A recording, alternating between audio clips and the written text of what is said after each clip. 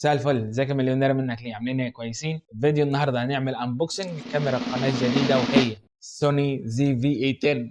هنتعرف على محتويات الصندوق مع بعض، وقبل ما نبدا فتح الصندوق مع بعض ونتعرف على محتويات الكاميرا، حابب اقول لكم على الاسباب اللي خلتني اروح مع براند سوني مش براند تاني. هما سببين رئيسيين. اول سبب اني انا بحب اصور فيديو اكتر من الصور. مش معنى كده ان انا ما بحبش اصور صور، لا بحب اصور صور طبعا، بس بميل للفيديو اكتر او بحب تصوير الفيديو اكتر، او بحكم عملي او بحكم شغلي في القناة او عايز اطور من القناة واقدم لكم محتوى بجودة اعلى، فاخترت سوني لان سوني في الفيديو ما بتهزرش. فيديو سوني ده بالنسبة لنا، يعني ده رأيي انا. السبب الثاني هو الماونت بتاع العدسات اللي بتستخدمه سوني، وهو الاي ماونت، لان سوني بتستخدم الاي ماونت في اغلب كاميراتها، سواء كاميرات الانتري ليفل او الهاي ليفل اللي هي الفلاج شيب بتاعت سوني زي الاي 7 III والاعلى منها. فده خلاني اروح مع سوني، بحيث لو استثمرت في عدسات للكاميرا زي في اي 10 لما احب اغير الكاميرا نفسها، البودي نفسه، واجيب كاميرا اعلى نفس العدسات تركب على الكاميرا الجديده، ما عوز ابيع العدسات بالكاميرا واشتري كاميرا جديده بعدسات جديده، لا يبقى استثمرت بس في البودي بس، وانا عندي اصلا العدسات من الاول.